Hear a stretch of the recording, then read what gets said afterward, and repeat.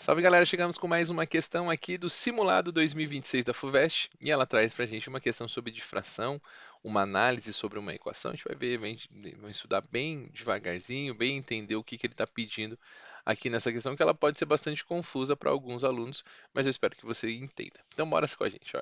Ela está falando de um fenômeno da difração, que ele vai explicar bem direitinho, vale a pena depois uma leitura mais cuidadosa para entender um pouquinho mais o que é o fenômeno da difração. Mas o que realmente importa para a gente fala que a figura, essa figurinha aqui, mostra um padrão de intensidade luminosa produzida pela incidência de luz sobre um fio de cabelo. Tá bom, então ele está incidindo luz sobre o fio de cabelo e aí gera essa figura aqui apresentada. No caso de uma detecção distante da fonda de espessura L, olha a espessura aí do fio de cabelo, pode ser calculada a partir da largura do máximo central da intensidade dada por y é igual a 2 lambda d sobre L. Então esse tamanho y é definido por essa equação aqui. Fechou. E aí ele te fala o que é o lambda e o que é o d. O lambda é o comprimento de onda da luz incidente e a distância entre o fio e o anteparo. Beleza. Então aqui a gente já tem as definições do que é cada uma dessas grandezas. Vou até escrever para você para ficar um pouquinho mais visível a gente trabalhar com essas grandezas. Por exemplo, a gente vai falar assim que y é igual a 2, aí a gente tem 2 lambda d sobre L. Essa é a equaçãozinha que ele nos disse sobre o tamanho desse y. Fechou. Considere que a luz incida sobre um fio de cabelo de espessura na ordem de 50 micrômetros, ou seja, a espessura desse fio aqui, ela é uma constante, é um valor fixo, previamente definido, 50 micrômetros. Vou até grifar de preto aqui, ó, a espessura dele de 50 micrômetros. E que a imagem seja projetada, tá ruim aqui, toda hora está caindo. E que a imagem seja projetada seja uma distância de 1 metro. Ou seja, o que é isso, né? A distância D aqui, né? A distância entre o fio de cabelo e o anteparo, também é uma constante. Então, isso aqui que eu estou colocando de preto são constantes do seu sistema. Ó. Então, também tem o 2 é uma constante. Vê se você concorda, né? O que não muda nessa formulinha? O dois é um número que não vai se alterar. E o D não vai mudar também, porque a distância entre o fio não mexe. E o L, que é o tamanho, a espessura do fio também não vai mudar.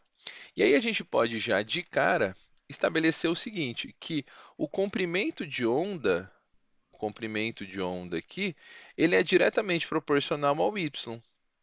Então, se eu tenho um aumento de y, o lambda também aumenta. Se eu tenho uma diminuição de y, o lambda também diminui. Então, eles são diretamente proporcionais.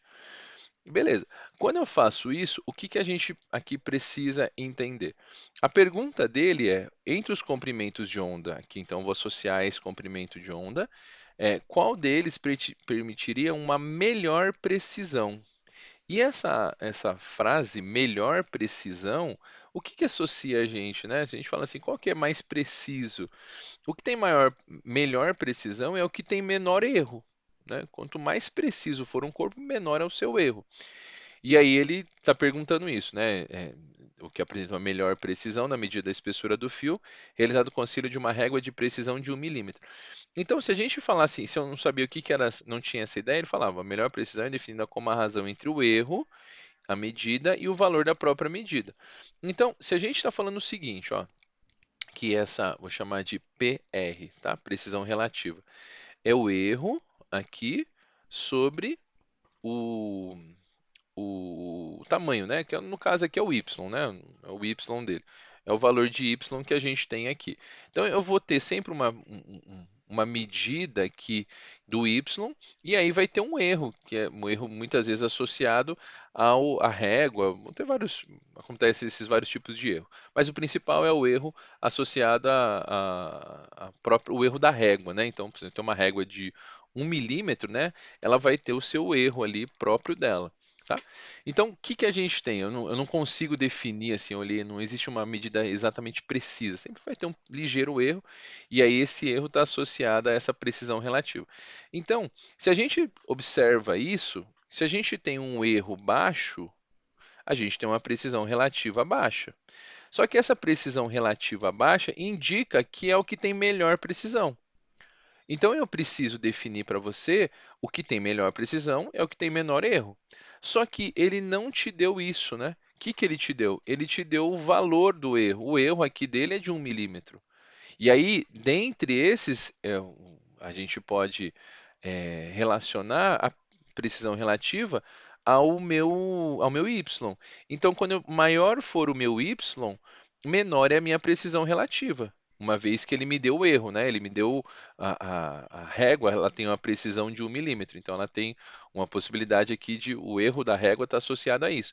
Então, o que que eu preciso? Eu preciso um valor de precisão relativa pequeno, porque eu quero a melhor precisão, né? Então, uma precisão pequena tem uma precisão boa. É, E aí, para que eu faça isso, uma precisão relativa pequena, eu tenho que ter um y grande. E aí, se o y aqui é grande, o meu comprimento de onda tem que ser grande. E dentre todas as alternativas que nós temos, é a alternativa E de 600 nanômetros aqui. Então, não tinha que fazer conta, não tinha valor para chegar nessa informação. Às vezes, com esses dados, você poderia falar assim, poxa, eu preciso calcular matematicamente para chegar a isso. Não era isso, você teria que associar, então esse é um exercício que às vezes ele te induz a procurar uma relação aqui entre esses números, mas não precisava, você tinha que associar isso ao erro relativo e à precisão relativa e chegar no resultado. Belezinha? Então, dentre as alternativas que ele apresentou, aqui tem a melhor precisão relativa é aquela com 600 nanômetros. Belezinha?